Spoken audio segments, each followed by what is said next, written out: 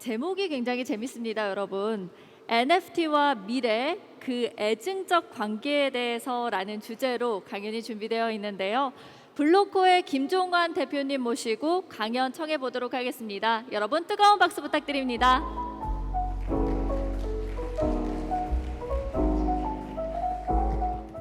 네, 안녕하십니까. 블로코 김종환입니다. 제 강의가 좀 자극적인 제목을 가져왔습니다. 네, NFT와 콘텐츠의 가격에 대한 그 애증의 관계. 아마 오늘 이제 가격에 대한 이야기들 그리고 NFT가 뭔지에 대해서 신물나게 이야기를 들으셨던 분들에게 이 제목부터가 좀 이제 신뢰되는 이야기 그리고 좀 자극적인 이야기일 것 같아서 나가실 분들을 좀 기다렸다가 말씀을 드렸습니다. 네, 죄송합니다. 네, 1분 정도 시간을 썼는데 제가 말이 좀 빨라서 최대한 빠르게 말씀드리겠습니다. NFT 이야기를 할 때 제가 제일 많이 듣는 이야기가 그건 것 같습니다. NFT 그거 코인 아니야? 도대체 NFT 뭐야? 사실 지금까지 이야기 드렸던 거랑 조금 다른 이야기를 드릴 것 같아서 제 이야기를 제일 마지막에 놔주시지 않았나 그런 생각을 좀 드리고 있습니다. 사실 NFT가 가상자산인가 아닌가라는 이야기도 정말 많이 들었던 것 같고요. NFT가 뭔가 이런 이야기 정말 많이 들었던 것 같습니다. 저도 정말 많이 고민을 해봤습니다. 사실 NFT를 이야기할 때 제일 많이 나왔던 장표가 이런 장표였던 것 같습니다. NFT는 그 자체로 어떠한 권리 그 자체도 아니다. 그저 표상에 불과하다. 디지털 데이터에 불과하다. 방금 전에 이제 이야기 나왔던 거에 대해서 뭐 부동산, 땅이라는 표현을 정말 많이 쓰시더라고요. 근데 우리가 이제 NFT 시장에서 뭐 업랜드 같은 데서 땅을 판다고 해서 우리 한 번이라도 그걸 땅이라고 생각하시고 사신 적 있나요? 종합부동산세 내신 적 있나요? 다주택 다시 이신 적 있나요? 우리는 한 번도 땅이라고 생각하고 그걸 산 적이 없었던 것 같습니다. 그냥 우리는 온라인 게임 아이템 산 거죠. 뭐 실제로도 여기에 대해서 정부가 땅으로 과세하려고 생각하신 적 없는 것 같습니다. 실제로 NFT가 무엇인가라고 따져보면은 엄밀히 말하면 게임 아이템이나 아니면 그저 디지털 데이터 코드 한 줄에 불과한 것 같습니다. 이런 고민을 해볼 필요가 있는 것 같습니다. 우리가 온라인 땅 파는 게임에서 사고 판 NFT는 부동산일까? 게임 아이템일까? 아니면 어떤 제3의 권리일까? 제가 이런 이야기를 드리는 이유 중에 하나가 제가 제일 많이 들었던 NFT에 대해서 제일 많이 들었던 질문이 이거였습니다. 야, 그냥 특허법 적용하면 되는 거 아니야? 그냥 금융자산이라고 보고 그냥 특허법 적용하면 되는 거 아니야? 근데 사실 이런 프레임은 제가 제일 많이 들었던 논리에서 가상자산 사업자들이 이 프레임을 제일 많이 주장하십니다. 또는 가상자산 사업자들이 주최하시는 컨퍼런스에서 법무법인들이 제일 많이 주장하셨습니다. 왜냐면은 그렇게 되면 가상자산 사업자들만 NFT 사업을 할 수 있기 때문에. 이게 과연 맞는지는 고민해 보실 필요가 있을 것 같습니다. 가상자산 사업자들한테 수수료 내고 수많은 컨텐츠 사업자들이 이 사업을 하게 되는 환경을 원하는가? 저는 아닌 것 같습니다. 도대체 내가 사는 NFT는 뭐야? 실제로도 제가 부스에 앉아가지고 오늘 3일 동안, 지난 4일 동안 계속 컨퍼런스를 하는데 NFT가 도대체 뭐예요? 라는 질문을 정말 많이 받았습니다. 나 이거 사면은 저작권 받을 수 있는 거예요? 나 유튜브에 이거 올릴 수 있어요? 라는 질문을 제일 많이 받았습니다. 도대체 내가 사는 NFT가 뭐야? 그래서 제가 이 행사를 준비하면서 가장 많이 했던 일이 뭐였냐면은 우리나라에 존재하는 모든 NFT 서비스들의 약관을 분석하는 일이었습니다. 제 백그라운드가 법대거든요, 법대. 그래서 약관을 다 뒤져봤습니다. 그리고 도대체 이 회사들이 뭘 팔고 있나를 분석을 해봤습니다. 근데 되게 슬프게도 아무도 저한테 뭘 팔고 있는지 알려주지 않더라고요. 네, 그걸 이제 우리는 흔히 금융에서 불안전 판매라고 이야기를 하죠. 네, 도대체 뭘 팔고 있는가? 제가 되게 재미있게도 저랑 협력하고 있는 수많은 회사들의 약관을 다 살펴봤습니다. 뭐 CJ부터 시작해서 뭐 티켓팅 앱부터 시작해서 티켓팅부터 시작해서 뭘 파는지 다 알려주시더라고요. 제가 넷플릭스에 들어갔더니 넷플릭스 서비스를 쓰면 제가 뭘 받을 수 있는지를 정확히 알려줍니다.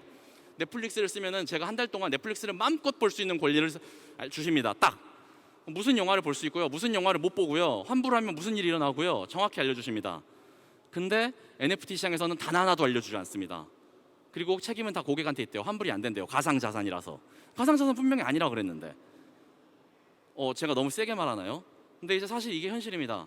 상품 설명이 불완전한 판매, 소극적 사기 판매. 그렇기 때문에 우리가 가상자산이 FAFT에서 아니라고 이 말한 이 시점에서는 이 문제를 해결하지 않으면은 저는 NFT 시장에 한 발짝도 못 나갈 거라고 현재 생각을 합니다. 이게 제가 가장 마지막 세션인 이 시점에서 NFT 시장에 오늘 던지는 담론입니다.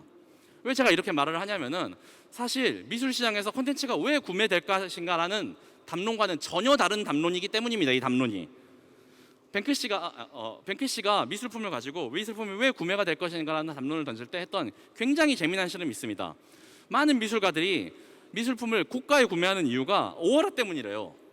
그러면서 뱅크시의 그림도 오어라 때문에 이렇게 비싸게 구매하는 거야 라고 하니까 뱅크시가 아니야 라고 말하면서 자기의 그림을 이제 이탈리아에 있는 이 연기자한테 길거리에서 팔게 해봤습니다. 그리고 $60에 팔고 있어요, 뱅크시 그림을. 근데 뱅크시 그림을 $60에 파니까 사람들이 안 삽니다. 뱅크시가 그리는 그림이 아니라고 생각하고, 실제로 진짜 뱅크시가 그린 파나임에도 불구하고 $60에 나이 든 할아버지가 이렇게 길거리에서 팔고 있으니까 그냥 길거리에서 판 싸구려 그림이라고 생각하고 사람들이 안 삽니다. 뱅크시가 인스타에다가 이거 진짜 내 그림이야 라고 하니까 그제서야 사람들이 저거 진짜 60억짜리 그 뱅크시 그림이야 라고 하면서 요때 요거를 사갔던 사람들은 진짜 60억에 팔리는 그림을 $60에 사는 기적을 체험한 겁니다. 되게 재밌죠? 네, 실제로 뱅크시가 저 프린터에 저 그림 액자에다가 자기 그림을 넣고 경매가 낙찰되자마자 그림을 갈아버린 일화도 되게 유명하죠. 더 웃긴 거는 그림이 갈렸는데 저 이벤트가 기점이 돼서 그림값이 떡상을 합니다. 갈려버렸던 이벤트 자체가 사람들의 입소문을 타고 오히려 그림의 가격을 더 떡상을 시키는 기폭제가 됐죠. 과연 우리는 어떤 현대 미술을 왜 소비하는가? 우리는 컨텐츠를 왜 구매하는 걸까요? 네, 진짜 우리가 어라 때문에 이건 이제 인문학적인 담론입니다. 네, 우리가 NFT를 왜 소비하는가라는 건 인문학적인 담론입니다. 네, 이런 인문학적인 담론과 우리가 뭐 그런 이야기를 해야지 우리가 크립토 펑크를 뭐 픽셀을 바꿔가지고 찍어내고 하는 거랑은 전혀 다른 이야기입니다. 정말 NFT가 가격이 전부일까요? 네, POAP라는 굉장히 훌륭한 이더리움 기반의 프로젝트가 있습니다. 이건 이제 이더리움에서 이 배지를 만들어가지고 커뮤니티를 만드는 프로젝트입니다. 실제로 내가 이런 이제 NFT 부상 같은 훌륭한 행사에 참여를 해서 클레임을 하면은 이런 배지를 줍니다. 여기 있는 것들이 전부 다 이제 이런 클레임을 해서 배지를 받는 프로젝트예요. 네, 이 NFT가 가격이 고가에 거래되거나 하는 그런 가치가 있는 프로젝트들이 아닙니다. 그럼에도 불구하고 굉장히 훌륭하게 사람들을 모으고 실제로 시장에서 훌륭한 영향을 미치고 합니다. 네, 이런 NFT가 가치가 없냐라고 하면은 이 시가총액이나 이런 거랑은 상관없이 굉장히 훌륭한 프로젝트고 펀딩도 많이 받고 좋은 프로젝트입니다. 네, 이게 뭐 낙찰이 얼마가 되고, 저는 그런 논리로 NFT 시장에 가는 게 정말 위험하다고 생각을 하고 있습니다. 네, 하나 더 말씀드려 보겠습니다. 저희가 CC10이라는 서비스를 작년부터 런칭을 해서 서비스를 하고 있는데, 저희는 NFT를 인증에 사용을 하는 게 처음 시작이었습니다. 실제로 저희가 뭐 여기 계시는 분들은 다 인스타에서 엄청나게 핫하신 분들인데, 아마 뭐 실제로 여기 계시는 분 중에 얼굴을 아시는 분들도 있고 없는 분들도 있을 겁니다. 뭐 실제로도 뭐 이렇게 뭐 군인들의 우상인 이런 이제 인플루언서 분들이라든지 아니면 뭐 MBC 무한도전이라든지 아트센터 나비 같은 저명한 미술관부터 시작해서 저희 서비스를 쓰고 계셨는데 단 한 명도 관심을 갖지 않았습니다. NFT 시장에 낙찰가가 높지 않았기 때문에. 그런데도 불구하고 저희는 뭐 실제로 저희가 이제 뭐 이런 이제 CC12 링크 서비스로 뭐 링크 스루 레이트가 굉장히 높았고, 뭐 저희가 뭐 활성 사용자가 20만이 넘었음에도 불구하고 사람들은 아무도 관심을 갖지 않았습니다. 왜냐하면 낙찰가가 낮았기 때문에. 네, 저희가 실제로 저희가 제공하는 기능 중에서 이 가상화폐 거래소, 그러니까 빗썸이나 업비트 같은 거래소를 제가 연동을 해가지고 실제로 이렇게 NFT 배지를 받는 방법 중에서 저희가 이제 업비트 거래소를 연동을 하면은 업비트 API를 받아가지고 이 업비트에 있는 수익률을 그대로 인증해주는 기능을 제공을 하고 있습니다. 그러니까 이제 우리가 이제 가상화폐 거래소에서 제일 많이 하는 것 중에 하나가 나 수익률 얼마 나왔어라고 사람들이 거짓말하는 거잖아요. 이걸 이제 저희가 그대로 은행에 있는, 그러니까 뭐 우리 마이데이터라는 이야기 되게 많이 하시잖아요. 마이데이터 삽 우리 신문에서 정말 많이 보셨잖아요. 그게 블록체인을 쓰면 얼마나 투명하게 하는지를 저희가 보여드리려고 실제로 블록체인 상에서 가상화폐 거래소에 있는 API를 끌어와가지고 정말 거짓말 1도 못하게 하는 걸 보여드리려고 저희가 이걸 만들어가지고 시연을 했습니다. 저희가 이걸 하고 싶은데 은행 API를 가지고 하는 건 불법이에요. 마이데이터 삽이라는 것 때문에. 그래서 그게 안 된다고 그러니까 가상화폐 거래소를 가지고 저희가 이렇게 보여드렸습니다. 이렇게 하면은 우리가 갖고 있는 뭐 수익률을 가지고 거짓말 한다든지, 우리 금융사기 엄청 많이 하잖아요. 나 수익률 얼마 나왔어, 나 얼마 수익률 내줄게, 나한테 투자 좀 맡겨봐, 유사 투자 자문행위 이런 걸 막으려고 저희가 이걸 했는데, 네, 이런 것들을 블록체인으로 할 수 있습니다라는 걸 저희가 보여주는데 이런 거 아무도 관심을 안 가지시더라고요. 근데 블록체인으로는 이런 걸 할 수 있습니다. 이게 사실 NFT가 갖고 있는 진짜 가치 있는 영역입니다. 저희가 실제로 이게 잘 되고 NFT 시장의 가치를 받으니까 저희가 규제 샌드박스, ICT 규제 샌드박스에 통과를 해서 이거 해도 된다라고 그제서야 해주시더라고요. 네. 저희가 부산국제영화제도, 부산시가 자랑하는 이제 부산국제영화제도 암표 예방을 하기 위해서 실제로 CJ랑 협력을 해서 올해 있는 부산국제영화제 티켓은 전부 다 NFT로 발행이 됐습니다. 제가 드리지는 못했습니다. 왜냐면은 당시만 하더라도 NFT가 가상자산인지 아닌지에 대해서 뭐 국정감사가 시즌이었기 때문에 OK가 떨어진지 아닌지에 대해서 확정을 못했기 때문에, 그래서 지금 9만 건이 넘는 부산국제영화제에 있는 모든 티켓들이 다 지금 저희 플랫폼 기반으로 NFT가 발행이 됐고, 이게 전부 다 이제 뭐 유통은 못 시켰지만 저희가 발행은 됐습니다. 근데 이거 역시 별로 그냥 사람들은 관심이 없죠. 왜냐면은 경매가 안 됐고 낙찰이 안 됐으니까. 네, 진짜 세상을 바꾸는 일이 뭔지에 대해서 제가 말씀을 드리고 싶은 겁니다. 혹시 기억나시나요? 네이버가 처음 나오고 인터넷 처음 나왔을 때, 네, 사람들이 인터넷에 데이터를 올리면은 다 그냥 퍼가도 된다고 생각했던 적이 있습니다. 너네 인터넷에 데이터 올렸잖아. 너네 퍼갈 거 아니면 인터넷에 데이터 왜 올려? 라고 이야기를 했습니다, 사람들은. 근데 사실 지금 생각해 보면 말도 안 되는 소리죠. 근데 어느 한쪽에서는 그런 이야기를 했습니다. 근데 또 어느 한쪽에서는 야, 무슨 소리야? 인터넷에 있는 창작자의 권리는 무조건 보호해야 돼. 근데 또 그러면 또 반대쪽에서는 이런 문제가 나옵니다. 야, 근데 인터넷에 올린 걸 교육을 위해서 쓰는데 야, 2, 3초짜리 짧은 영상도 뭐 돈을 내고 해야 돼? 이런 이제 이슈들이 사람들이 스트러글링을 하면서 지금의 어떻게 보면 인터넷상에 있는 권리를 보호하기 위한 저작자 관련돼 있는 온라인에 있는 이 저작자 관련돼 있는 권리들이 어느 정도 모양새를 자리 잡게 됐습니다. 사실 그 과정에서 네이버나 다음이나 이런 우리나라 인터넷 기업들이 굉장히 많은 공을 했다고 저는 생각을 합니다. 사실 그래서 제가 이제 뭔가 NFT 시장에서 시니컬하게 말씀을 드리기 위해서 이 자리에 나온 게 아니고, 저는 이 과정에서 네이버가 가져온 크리에이티브 커먼스 라이센스라는 CCL이라는 제도를 어떻게 보면 이 NFT 시장에 좀 도입을 해보자는 담론을 말씀드리기 위해서 나왔습니다. 이 CCL이라는 게 사실 아마 네이버 블로그나 카페 같은 곳에서 한 번쯤 보신 분들이 여기 다 있으실 거라고 생각을 합니다. 어떤 형태로건 보셨을 겁니다. 왜냐하면 네이버에서 웹툰까지 제작을 하셨거든요. 여기다가 이제 자비를 태워가시면서.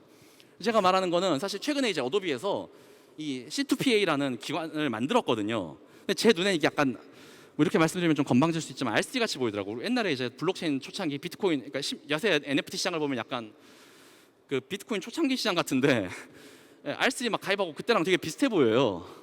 그래서 제가 말하는 거 오히려 NFT를 구매하신 분들한테 구매 조건부로 CCL 같은 표기를 그냥 기업들이 하는 것만으로도 저는 충분히 시장에 있는 많은 악효과들을 제거할 수 있지 않을까라는 틀을 가지고 있습니다. 네, 근데 물론 이제 해결해야 되는 한계점도 되게 많습니다, 사실. 왜냐면은 CCL이라는 건 기본적으로 모든 권한을 풀어주고 그 안에서 사용하는 구조를 가지고 있는데, 사실 NFT라는 건 구매 조건부라는 단점이 붙거든요. 네, 근데 뭐 거기다 이제 CCL이라는 건 사실 이제 기본적으로 온라인 컨텐츠지만 NFT가 커버하는 시장은 오프라인까지 커버를 합니다. 그리고 사실 블록체인이라는 건 기본적으로 뭐 제약이라는 게 굉장히 어려운 인프라거든요. 그럼 감가는 어떻게 처리할 것인가, 통제가 가능한가, 이런 문제들을 해결해야 될 여지가 정말 많습니다. 저희 같은 작은 회사들이 커버할 수 있는 영역도 아니고. 예. 근데 사실 뭐 우리나라 이제 CCL이라는 게 자리 잡기까지는 네이버라든지 이런 회사들이 이제 충분히 많은 컨트리뷰션을 했기 때문에 자리 잡을 수 있었기 때문에 뭐 방금 말씀드렸던 CAI가 전 세계 유통되는 것보다 훨씬 쉬운 일이라고 생각을 합니다. 무브먼트만으로도 충분히 할 수 있는 일이라고 생각을 합니다. 그래서 저희가 사실 원래 저희 제품에다가 이런 구매자 라이센스 설정 같은 모양으로 그냥 도입하는 것만으로도 충분히 많은 분들이 이해할 수 있게끔 만들 수 있을 거라고 생각을 했지만 근본 패치에 넣지는 않았습니다. 왜냐면 저희 혼자 할 수 있는 일이 아니기 때문에. 또 이걸 이제 담론으로서 제안을 드리고 더 많은 기업들이 이거에 공감을 하신다면은 많은 플랫폼에서 이러한 것들을 같이 표기하는 것만으로도 충분히 같은 효과를 누릴 수 있지 않을까라고 생각을 해서 근본의 마지막 행사에서 NFT 플랫폼을 만드시는 많은 회사들이 동일한 걸 쓰자라고 제안을 드리기 위해서 이 자리에 섰습니다. 네, 저희 혼자 쓰는 것만으로는 저는 이제 이게 의미가 없다고 생각을 하고 있거든요. 이거를 같이 표기하는 것만으로도 구매하시는 분들도 정확히 내가 이런 권리 하에서는 이걸 쓸 수 있겠구나, 판매하시는 분들도 내가 이런 고단을 열어주는 거구나 라는 거를 인지하지 않을까라고 생각을 해서 이 담론을 좀 드리고 싶었습니다. 제가 사실 이야기는 방금 전에 이제 말씀했던 거랑 좀 상반된 이야기긴 한데, 네, 알고 있습니다. 저도 커뮤니티만 잘 만들면 돈이 되는 거. 네, 커뮤니티만 잘 만들면 돈 벌 수 있죠. 그거 너무 무책임하지 않나요? 네, 알고 있습니다. 돈 벌면 되죠. 네. 근데 왜 제가 이런 일을 하냐면은 제 눈에는 이게 ICO 2018년이랑 너무 똑같아 보입니다. 네. 근데 저는 ICO를 하고 싶지 않습니다. 네. 왜냐면은 사실 ICO랑 똑같다는 이야기는 이게 선물 시장이랑 완전히 동일하게 작동하고 있다는 거거든요.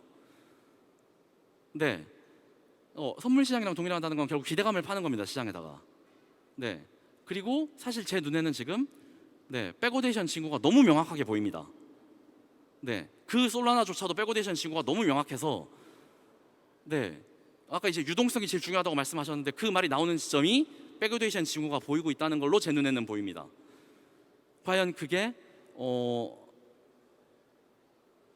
NFT 시장이 건전하게 계속 성장할 수 있는지에 대한 이야기입니다. 저는 NFT 시장은 컨텐츠 시장이라고 생각을 합니다. 컨텐츠 시장에서 제일 중요한 거는 작가, 컨텐츠, 작가입니다. 네, 누가 그러더라고요. 어떻게 좋은 컨텐츠를 만드는가? 작품, 작품, 작품.